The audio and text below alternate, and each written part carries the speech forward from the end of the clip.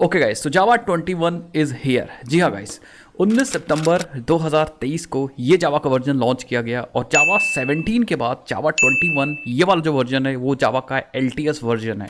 LTS मतलब long term support version, मतलब अब हम इसको यूज़ कर पाएंगे। मतलब यूज़ तो कोई भी वर्जन कर सकते हैं, बट ये actually LTS long term support version है। तो लॉन्ग टर्म सपोर्ट वाला जो वर्जन होता है वो इंपॉर्टेंट वर्जन होता है और मोस्टली प्रोडक्शन वगैरह में LTS वर्जन ही यूज़ होता है, जिसका सपोर्ट हमें लंबे समय तक मिलता है। ठीक है, सो इसके बारे में हम लोग सीखते हैं। अब जावा 21 के अंदर कई बहुत सारे फीचर्स हमको पहले से मतलब दे दिए गए हैं, लेकिन कुछ फीचर्स जो इंपॉर्टेंट फीचर हैं वो प्रीव्यू में है। अब प्रीव्यू का मतलब होता है कोई फीचर अगर प्रीव्यू होता है इसका मतलब वो फीचर कंप्लीट तो है, बट वो फीचर परमानेंट नहीं है। वो फ्यूचर के वर्जन्स में हो भी सकता है और उसको हटाया भी जा सकता है। तो प्रीव्यू कुछ फीचर्स हैं, लेकिन इंपॉर्टेंट फीचर है। अगर भाई दिया गया है तो कुछ सोच समझ के दिया गया है और हो सकता है कि वो फ्यूचर में परमानेंट कर दिए जाएं, तो उनको भी सीखना ज़रूरी है और पता होना चाहिए भाई ना। तो चले भाई, इस वीडियो में हम लोग क्या करते हैं, इस वीडियो में हम लोग थोड़ा जावा 21 के फीचर्स को समझते हैं। कुछ इंपॉर्टेंट फीचर्स हम बात करेंगे और उसको प्रैक्टिकल करके भी मैं आपको दिखाऊंगा कुछ इंपॉर्टेंट फीचर्स को, जिसकी हेल्प से आप ये समझ पाओगे कि हाँ ये सब फीचर फ्यूचर में हमें देखने को मिल सकते हैं, इवन LTS वर्जन या फिर परमानेंटली भी हमारे जावा में। चलते हैं भाई। एक चीज़ गाइस मैं आपको और बता दूं कि जावा 21 के अंदर बहुत सारे फीचर्स दिए गए हैं, बट कुछ ही इंपॉर्टेंट फीचर्स हम लोग डिस्कस करेंगे, मतलब 7-8 फीचर डिस्कस करेंगे और ये इनफ भी होगा। इतना आप समझ गए तो इंटरनली जाने की इतना ज़्यादा जरूरत नहीं है। तो चलिए अभी वीडियो को स्टार्ट करते हैं। सबसे पहले गाइस आपको करना क्या है, आपको एग्जैक्टली ये हमारा वेबसाइट है OpenJDK की, यहाँ पे आप देख सकते हो ये रिलीज अवेलेबल है। ठीक है, JDK 21 reached general availability on 19 सितंबर 2023। Production ready binaries under the GPL are available from Oracle। Binaries from the other vendors will be shortly. तो जो बाकी वेंडर्स के बाइनरीज हैं वो जल्दी हमें मिल जाएंगे, बट Oracle वाला अवेलेबल है, हम उसको यूज़ कर सकते हैं। और ये इसके फीचर्स हैं, देख सकते हो बहुत सारे फीचर्स हैं। एग्जैक्टली यहीं से आपको सीखना है, यही डॉक्यूमेंटेशन है, तो यहीं से आप सीख सकते हो आकर के एंड इनके बारे में पढ़ सकते हो। हम भी कुछ फीचर्स की बात करेंगे जो कि हम अपने स्लाइड में यहाँ से बात करेंगे। ठीक है, चलो भाई। बाकी वर्जन हिस्ट्री भी आप देख सकते हो कि जावा का वर्जन कब कब आता है। तो जावा की रिलीज साइकिल जो है, हमें भी पता है कि जावा की रिलीज साइकिल हर 6 महीने में एक जावा का वर्जन आ ही जाता है। तो कुछ भाई कुछ नए नए चीज़ें आती रहती हैं जावा में, तो आपको सीखना रहता है। ठीक है, बहुत सारे लोग गाइस वर्जन पे डिपेंड हो जाते हैं कि भैया हम नया वर्जन पढ़ेंगे, ये पढ़ेंगे, बट बेसिक आपको जावा 8 ही सीखना होता है। उसमें जो एक्सटेंशन या जो एक्सटेंड करके फीचर बढ़ाए गए होते हैं उनको बस फीचर को पढ़ लेना होता है। तो आप एक वर्जन उठाइए, उसको पढ़िए, बाकी जैसे जैसे वर्जन आते जाएंगे उसके लिए टेंशन मत दीजिए। वो वर्जन जब आएंगे तो उनके फीचर्स आप पढ़ लीजिए बस। ठीक है, तो भाई बिना किसी टाइम को वेस्ट किए चलिए स्टार्ट करते हैं। सबसे पहले आपको क्या करना है, जावा इंस्टॉल कर लेना है 21, अगर आप सीखना चाहते हो तो। बट अगर आप कोई एप्लीकेशन वगैरह डेवलप कर रहे हो तो मैं रिकमेंड नहीं करूँगा, अभी मत करिए, कर लीजिएगा, कोई कहीं जा नहीं रहा है। अभी आप जावा 17 यूज़ करिए या फिर जो जावा का LTS वर्जन है 11 यूज़ करिए, दो में से यूज़ करिए, जावा 11 या जावा 17। बाकी उससे पहले का 8 ही है LTS वर्जन, तो आप LTS वर्जन यूज़ करिए, 17 यूज़ करिए, कोई इशू बात नहीं। ये जो कि आया था 14 सितंबर 2021 को। अब आपको क्या करना है, आपको सिंपली JDK डाउनलोड या JDK डाउनलोड जाना है और सिंपली Oracle की साइट ओपन होगी, क्योंकि हमें पता है Oracle ने बाइनरीज, मतलब Oracle की जो बाइनरीज हैं हमें मिल जाएंगी। तो आप देख सकते हो Java development kit 21 is available, आप अपने ऑपरेटिंग सिस्टम के अनुसार डाउनलोड करके इंस्टॉल कर सकते हो। अब मेरा जो सिस्टम है वो विंडोज़ ऑपरेटिंग सिस्टम है, आपको दिख ही रहा होगा सामने। ठीक है, तो हम सिंपली बाइनरीज इंस्टॉल इस पर आएंगे, विंडोज़ को सेलेक्ट करेंगे, उसके बाद सिंपल हम MSI कर लो डाउनलोड या इंस्टॉलर कर लो, डाउनलोड करके नेक्स्ट करके इंस्टॉल कर लीजिएगा। डॉक्यूमेंटेशन डाउनलोड करना है तो डॉक्यूमेंटेशन को भी आप यहाँ से डाउनलोड कर सकते हो। ठीक है, पढ़ने के लिए भाई डॉक्यूमेंटेशन ज़रूरी होती है। चलो भाई, ऑनलाइन डॉक्यूमेंटेशन वगैरह भी आप देख सकते हो यहाँ से। ठीक है, बट यहाँ तो मुझे कुछ दिख नहीं रहा है, हाँ ये देख सकते हो। ठीक है, चलो भाई ये सब हटा देते हैं। उसके बाद आपको पाथ सेट करना है, तो बस आपको क्या करना है, पाथ सेट करना एक बार मैं गाइड कर देता हूँ। पाथ सेट करना तो आप चले जाओगे C ड्राइव के अंदर एंड देन प्रोग्राम फाइल्स के अंदर चले जाइए, एज सिंपल एज दैट। उसके अंदर आपको जावा का फोल्डर मिलेगा, ये रहा। इसके अंदर आपको जो भी वर्जन्स आपने इंस्टॉल कर रखे होंगे अपने सिस्टम के अंदर वो सारे वर्जन्स मिल जाएंगे यहाँ पे। हमने यहाँ पे 21 और 17 इंस्टॉल कर रखा है। एक्चुअली 17 में ज़्यादा यूज़ करता हूँ, 21 सिर्फ एक्सपेरिमेंट पर्पस के लिए यूज़ कर रखा है। ठीक है, तो हम कुछ नई चीज़ें सीखने के लिए, ये देखने के लिए कि भाई क्या क्या नया आ रहा है। ठीक है, तो इसको ओपन करेंगे एंड बिन को ओपन करेंगे, बिन वाला पाथ ले लेंगे, कॉपी कर लेंगे एंड यहाँ पे ओपन कर लेंगे environment variable, edit the system environment variable पे क्लिक कर लो। आपको ये बॉक्स दिखेगा, एनवायरनमेंट वेरिएबल्स पे क्लिक करो एंड यहाँ पे आपको पाथ दिखेगा, नीचे वाले पे देख लो, नीचे वाले पाथ देख लो और यहाँ पे न्यू पे जाओ, चाहे नहीं पाथ जाओ एडिट कर लो और सिंपली यहाँ पे न्यू पे जाओ और वही पाथ यहाँ पे ऐड कर दो।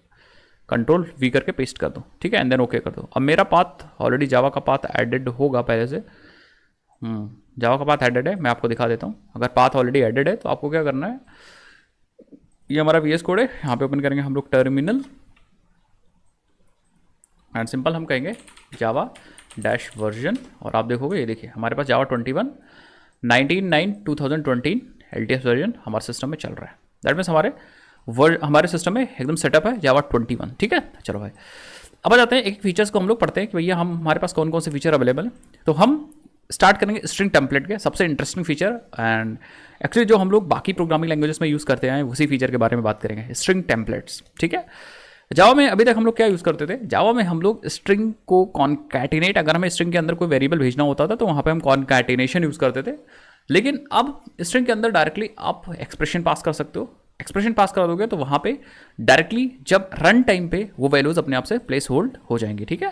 String templates containing embedded expression, तो स्ट्रिंग टेम्पलेट्स कंटेन कर सकते हैं एम्बेडेड एक्सप्रेशन को, इवेल्युएट होंगे रन टाइम पे, ठीक है।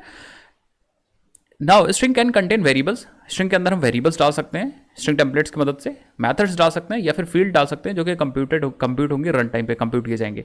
तो ये बहुत बढ़िया चीज़ है। आप एग्जांपल देख सकते हो, सपोज आपके पास इंटीजर एक वेरिएबल है 49 एंड देन आप इसको value of A is and then slash use करके, ठीक है, बैक स्लैश यूज करके एंड देन कर्ली ब्रेसेस के अंदर आप अपना वेरिएबल डाल सकते हो। बट इंपॉर्टेंट बात क्या है, ये str इज एक्चुअली इंपॉर्टेंट क्योंकि ये हमारा टेम्पलेट प्रोसेसर है, ठीक है। तो ये इंपॉर्टेंट है, यही प्रोसेस करेगा आपके इस स्ट्रिंग को एंड वैल्यूज को प्लेस करेगा। तो इस तरह से हम यूज कर सकते हैं इसको। चलो हम प्रैक्टिकली करके आपको दिखाते हैं। यहाँ पे आते हैं और एक फाइल बना लेते हैं। हम कहेंगे चलो हम मेन बना लेते हैं, main.java फाइल बना लेते हैं, ठीक है। एंड यहाँ पे हम बना लेते हैं क्लास मेन, सॉरी मेन, एक क्लास बना लिया एंड देन हमने मेन मेथड बना लिया, ठीक है। पहले इसको टेस्ट कर लेते हैं कि ये चल रहा है कि नहीं चल रहा है। तो हम कहेंगे चलो हम ऐसा आउट कर लेते हैं, प्रोग्राम स्टार्टेड, सेव कर लो। कंपाइल करने का सिंपल तरीका वही है कि हम क्या करेंगे, जावा सी main.java एंड रन करने का सिंपली जावा क्लास का नाम, प्रोग्राम स्टार्टेड। दैट मीन्स हमारा प्रोग्राम चल रहा है। बट हम क्या करना चाह रहे हैं, हम स्ट्रिंग टेम्पलेट्स को यूज़ करना चाह रहे हैं। मतलब हमारे पास एक वेरिएबल है, चलो हमारे पास सपोज वेरिएबल है इंटीजर a जिसमें हमारे पास 45 है, इंटीजर b जिसमें हमारे पास 10 है, और हमें कुछ प्रिंट करना है, the value sum of a and b is this, ठीक है। या पहले दो ऐसा आउट करते हैं, value of a equal to 45 and value of b equal to 10। तो हम कहेंगे ऐसा आउट एंड हम यूज़ करेंगे प्रोसेसर, ये इंपॉर्टेंट है str यूज़ करना। एंड देन हम स्ट्रिंग अपनी लिखेंगे value of a is then back slash and a, समझ गए। अब क्योंकि अभी तक सपोर्ट नहीं आया है तो इसीलिए ये अभी एरर दे रहा है, ठीक है। VS कोड में भी सपोर्ट नहीं आया है स्ट्रिंग टेम्पलेट्स का, तभी ये एरर दे रहा है, बाकी बाद में एरर नहीं देगा। सेम हम इसी को क्या करते हैं, इसी को हम लोग नीचे चिपका लेते हैं एंड वैल्यू ऑफ b कर देते हैं b and value of b is b। अब इसको कंपाइल कर दो, रन करते हैं, ठीक है। तो आपको कुछ इंटरेस्टिंग चीज़ देखने को मिलेगी। मैं करता हूँ कंपाइल जावा सी main.java, जावा सी main.java, और आपको यहाँ एक चीज़ देखने को मिलेगी कि ये जो फीचर है वो प्रीव्यू फीचर है, ठीक है, जावा का प्रीव्यू फीचर है। तो बाय डिफॉल्ट ये डिसेबल है। आप देख सकते हो एरर एक आ रही है, वो कह रहा है जावा स्ट्रिंग या string templates are preview features and are disabled by default. तो ये फीचर डिसेबल है। हमें इसको इनेबल करने के लिए क्या यूज़ करना पड़ेगा, use dash enable dash preview to enable this feature. तो हमें ये फ्लैग यूज़ करना पड़ेगा। चलो भाई मैं करता हूँ, हम लिखेंगे Java C and dash enable dash preview and then हम main.java लिखेंगे। जैसे जैसे कहता जाएगा मैं वैसे वैसे करता जाऊँगा। जैसे हम यहाँ पे करेंगे तो ये कह रहा है कि अगर आप dash enable dash preview use कर रहे हो तो आपको सोर्स यूज़ करना है या रिलीज यूज़ करना है, दोनों में से एक ऑप्शन यूज़ करना है। तो चलो मान लो मैं रिलीज यूज़ कर लेता हूँ। तो मैं यहाँ पे अब ऑप्शन दूंगा, एक और स्पेस, प्रीव्यू के बाद एक स्पेस दे करके एक और दूंगा रिलीज। मैं कहूँगा रिलीज में आपको वर्जन बताना, तो मैं कहूँगा 21, एंटर कर दूंगा। सो आप देख सकते हो ये कह रहा है invalid flag, I think spelling गलत हो गई, हाँ बिल्कुल सही। तो हम स्पेलिंग को सही कर देते हैं, रिलीज, ठीक है, एंटर करेंगे और आप देखोगे आपका प्रोग्राम कंपाइल हो चुका है। देखो main.class प्रोग्राम कंपाइल हो चुका। हाँ ये कुछ वार्निंग आ रही है आई थिंक, और नोट आ रहा है, नोट वार्निंग, नोट आ रहा है कि uses preview feature of Java, ठीक है। तो हमारा प्रोग्राम कंपाइल हो चुका। ये हमारी क्लास फाइल बन चुकी है जो कि दिख नहीं रही है, ये रही, ठीक है, ये क्लास फाइल हमारी है। डिकम्पाइल मत करिएगा, डिकम्पाइल नहीं करेंगे तो नहीं दिखेगी यहाँ पे। डिकम्पाइल क्लास फाइल आपने क्लिक किया तब जाकर डिकम्पाइल हुई है, ये चीज़ याद रखिएगा, ठीक है भाई। ऐसा मत करिएगा कि बाइट कोड कैसे दिख गया। अब हम इसको रन करेंगे, तो रन करेंगे सिंपल। हम लोग ने कंपाइल इससे किया है Java C dash dash enable feature, enable preview, फिर स्पेस लगा के dash dash release 21 then main dot Java. ऐसा इसलिए हमें करना पड़ेगा क्योंकि हम जो फीचर यूज़ कर रहे हैं वो हमारा प्रीव्यू फीचर है। प्रीव्यू मतलब मैंने पहले ही बता दिया कि इसको बाद में हटाया भी जा सकता है, बट इसका काम कंप्लीट हो चुका है, इसको दिया गया है टेस्टिंग के लिए, ठीक है। अब इसको रन करते हैं, तो रन करने के लिए हम लिखेंगे जावा जावा एंड हम चलाएंगे मेन। कुछ ये कहेगा क्या? एग्जैक्टली ये कह रहे हैं preview feature are not enable for main class, enable नहीं है, हमें डैश डैश इनेबल प्रीव्यू इसमें भी यूज़ करना है। तो मैं कहूँगा ठीक है यूज़ कर लेते हैं, हम पहले में यूज़ करें तो इसमें भी तो यूज़ कर सकते हैं, dash dash enable dash preview, enter करेंगे और आप देखोगे प्रोग्राम स्टार्टेड की स्पेलिंग गलत हो गई थी क्या? हाँ ठीक है कोई बात नहीं, सही कर लेंगे, स्पेलिंग थोड़ी ना सीख रहे हम लोग। Value of A is 45, value of B is 10। Wow, आप देख सकते हो, इसका मतलब हम कोई भी चीज़ कर सकते हैं। जैसे फॉर एग्जाम्पल अगर हमारे पास 3 वेरिएबल है एंड स्ट्रिंग के अंदर वेरिएबल्स को बहुत आसानी से हम लोग डाल सकते हैं। 3 वेरिएबल है, एक हमारे पास स्ट्रिंग है, टाइटल है आ रहा है, सपोज डायनेमिक आ रहा है डेटाबेस से, मैं लिख देता हूँ टाइटल है कॉन्टैक्ट पेज, एक टाइटल और है हेडिंग, एक हेडिंग है, लिख देते हैं वेलकम टू प्रोग्रामिंग वर्ल्ड, ठीक है। एक और टाइटल है या एक बॉडी, एक स्ट्रिंग में हम डाल देते हैं बॉडी, लिख देते हैं hello please do subscribe YouTube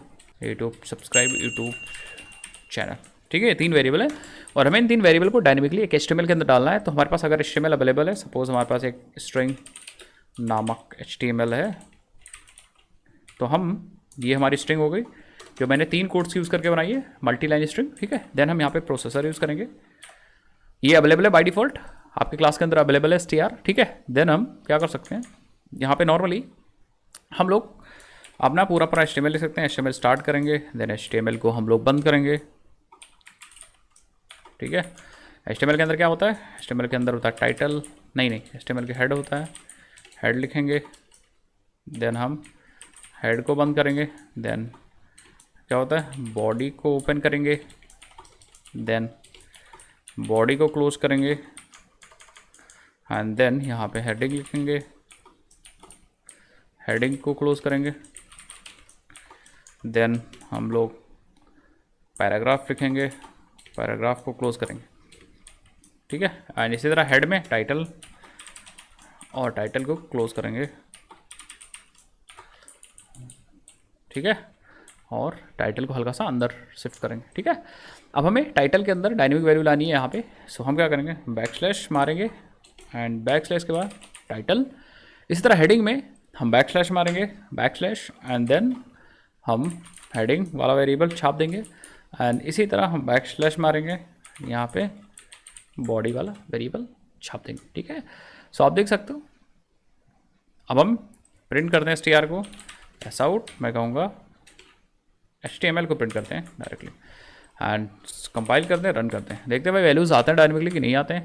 मैंने कंपाइल किया, एग्जैक्टली कंपाइल हो गया और मैंने रन किया और आप देख सकते हो यहाँ पे वैल्यूज़ बहुत आसानी से आ चुकी हैं। देखिए welcome to programming world, please do subscribe YouTube channel, wow तगड़ा। तो इस तरह से हम टेम्पलेट स्ट्रिंग्स को यूज़ कर सकते हैं, बट टेम्पलेट स्ट्रिंग्स यूज़ करना जावा कहता है कि यूज़ अगर आप अपने प्रोग्रामिंग लैंग्वेज या अपने प्रोग्राम्स के अंदर कर रहे हो तो ये खतरा भी हो सकता है, क्योंकि हो सकता है कि आपने यहाँ पे कोई SQL की क्वेरी यूज़ कर रखी हो, डायनेमिकली क्वेरी आ रही है और आपने उसको डायरेक्टली स्ट्रिंग टेम्पलेट की हेल्प से उसको स्ट्रिंग के अंदर डाल दिया है, तो क्वेरी की जगह कोई ऐसा एक्सप्रेशन भी आ सकता है क्लाइंट के एंड से जो पूरा रिकॉर्ड्स या आपके डेटाबेस को तहस नहस कर सकता है, ठीक है। तो ये एक अच्छी बात नहीं, बाकी आप यहाँ पे पढ़ सकते हो स्ट्रिंग के बारे में, स्ट्रिंग टेम्पलेट्स के बारे में, ये प्रीव्यू फीचर है, यहाँ पे देख सकते हो, ये देखिए इसके बारे में सब चीज़ पढ़ सकते हो। ये कॉनकैटेनेशन को रिप्लेस करने नहीं आया, बाकी ये एग्जांपल भी देख सकते हो, इन्होंने बता रखा है string interpolation is dangerous, string interpolation भी डेंजरस भी हो सकता है। जैसे फॉर एग्जांपल अगर इन्होंने पूरा एग्जांपल दे रखा है कि इंजेक्शन हो सकता है, SQL इंजेक्शन हो सकता है, आपने एक्सप्रेशन यूज़ किया, उसके अंदर कोई वेरिएबल यूज़ किया जो क्वेरी लेके आ रहा हो, तो क्वेरी या कोई प्लेस होल्डर आपने यूज़ कर रखा है डायनेमिकली, तो वहाँ पे इंजेक्शन के n नंबर ऑफ चांसेस हैं, मतलब मैक्सिमम चांसेस हैं कि कोई वैल्यू या कोई वैल्यू आएगी, लेकिन वो वैल्यू एज एक्सप्रेशन आ जाएगी, तो एक्सप्रेशन सॉल्व हो जाएगा, प्रॉब्लम हो जाएगी वहाँ पे, ठीक है। तो इस हिसाब से आपको ध्यान से यूज़ करना है इसको। बाकी इन्होंने सारी चीज़ बता रखी है, तो आप इसके बारे में थोड़ा सा डिटेल पढ़ सकते हो। बाकी यार हम चलते हैं अपने आगे बढ़ते हैं फ्लो में, अदरवाइज बहुत लंबी वीडियो हो जाएगी डिटेल में चीज़ें अगर सीखने लगेंगे, ठीक है। चलो, तो नेक्स्ट की बात करें तो यहाँ पे हमारे पास आ गया अननेम्ड पैटर्न्स एंड वेरिएबल्स। अब हम लोग unnamed patterns and variables use कर सकते हैं। इसका मतलब है कि now we can skip name of the variable if there is no use in future, ठीक है। नो यूज, नाउ नहीं, ये नो यूज है। तो अगर कोई वेरिएबल हम यूज़ कर रहे हैं और उसका यूज़ नहीं है, तो हम उसके नाम को स्किप भी कर सकते हैं। जैसे फॉर एग्जांपल ये देखिए, बार बार हम लोग कभी ट्राई कैच मारते थे और यहाँ पे एक वेरिएबल लेते थे एक्सेप्शन ई, क्योंकि एक वेरिएबल एक्सेप्शन टाइप का डिक्लेयर करते थे और उस वेरिएबल को यूज़ भी नहीं करते थे। तो अब हमें वेरिएबल का नाम लिखने की ज़रूरत नहीं पड़ेगी, हम डायरेक्टली अंडरस्कोर लगा सकते हैं, और अंडरस्कोर लगाएंगे तो एक अलग से नाम लेने की ज़रूरत नहीं पड़ेगी हमें। दैट मीन्स हमने उस वेरिएबल के नाम को स्किप कर दिया, ठीक है। मैं आपको दिखाता हूँ, यहाँ पे आ जाते हैं। सपोज आपने यहाँ पे ट्राई कैच मारा है, और ये देखिए यहाँ पे सपोज आपने कुछ काम किया है, लेट्स सी, हमने यहाँ पे काम किया है, लेट्स सी, हमने सपोज एक डिवीज़न किया और डबल डी में हमने क्या किया 100 डिवाइडेड बाई 5 ये किया है, और एस आउट किया मैंने,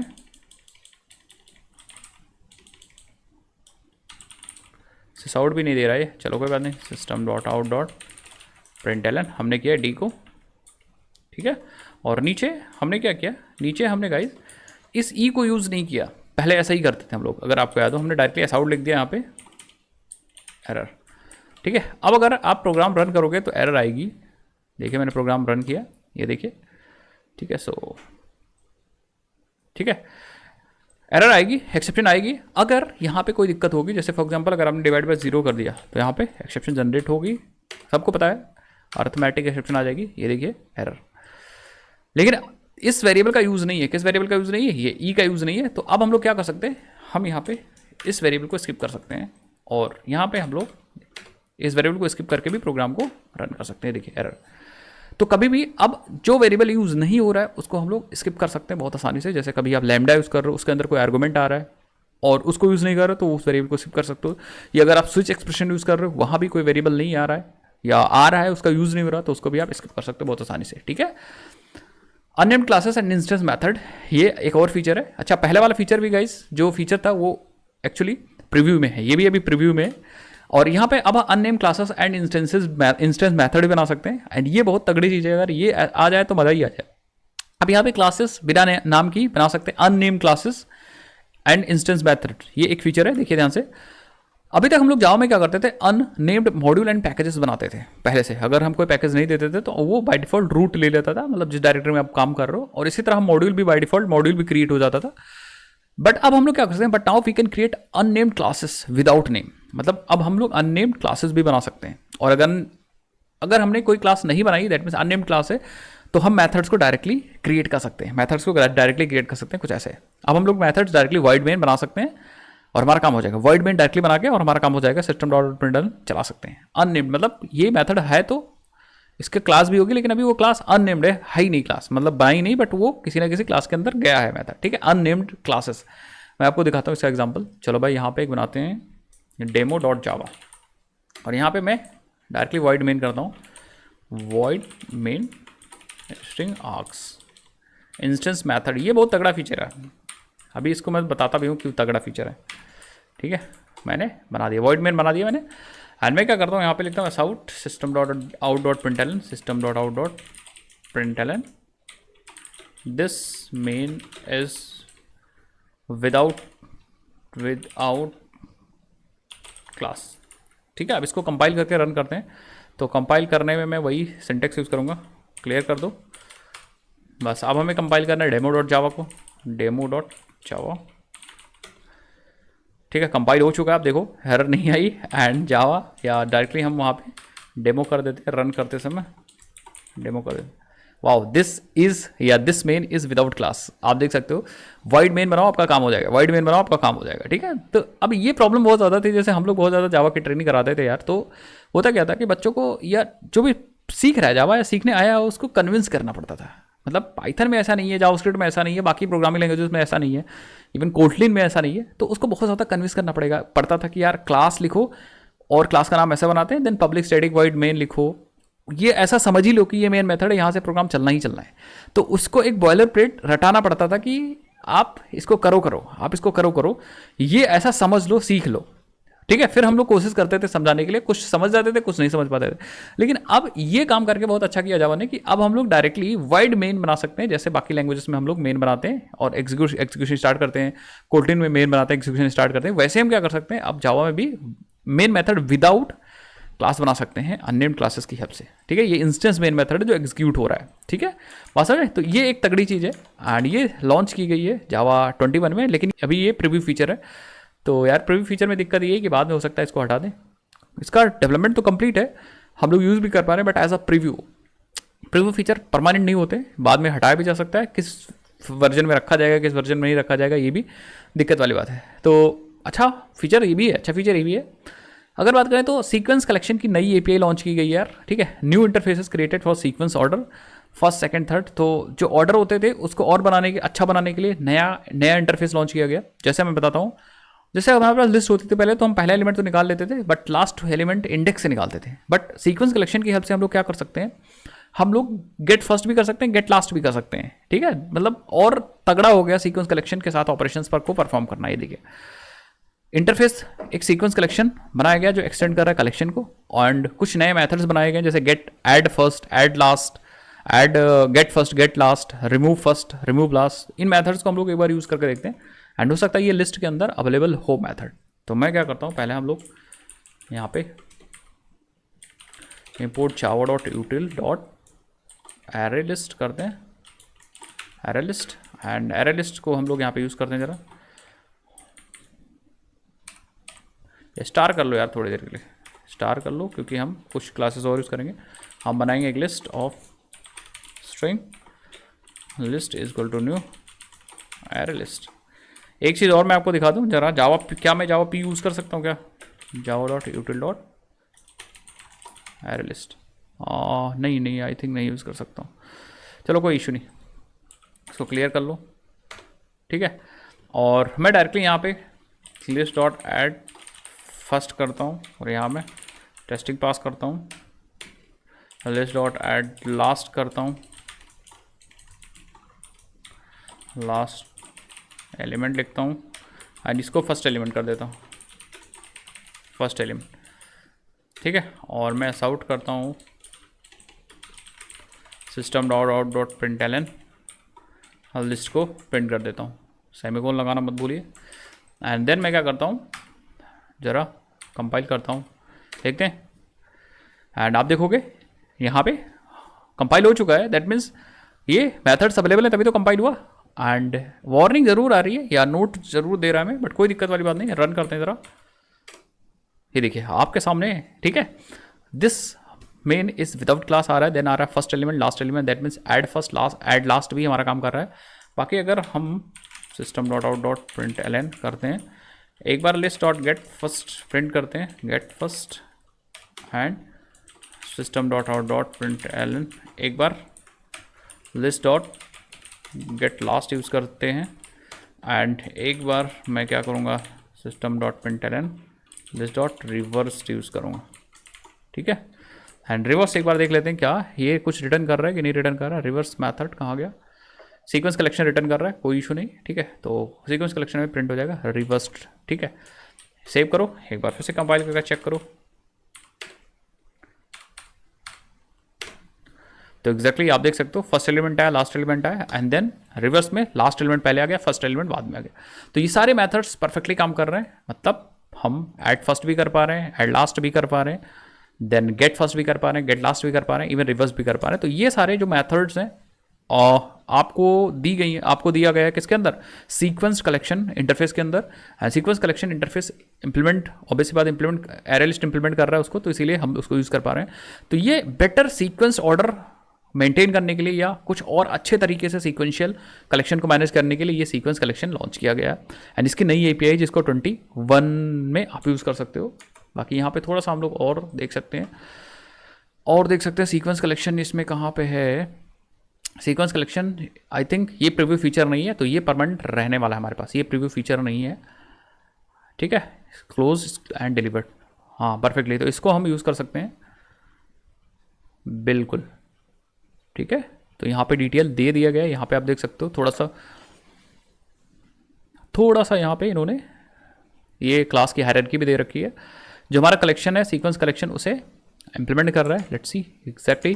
एंड देन सीक्वेंस्ड सेट है, एक सीक्वेंस सेट भी है, सॉर्टेड सेट, इसे सीक्वेंस सेट को, ये नई नया है, सॉर्टेड सेट सीक्वेंस सेट को एक्सटेंड कर रहा है। तो इसकी जो इम्प्लीमेंटेशन है गाइज वो हमें देखने को मिलेगी।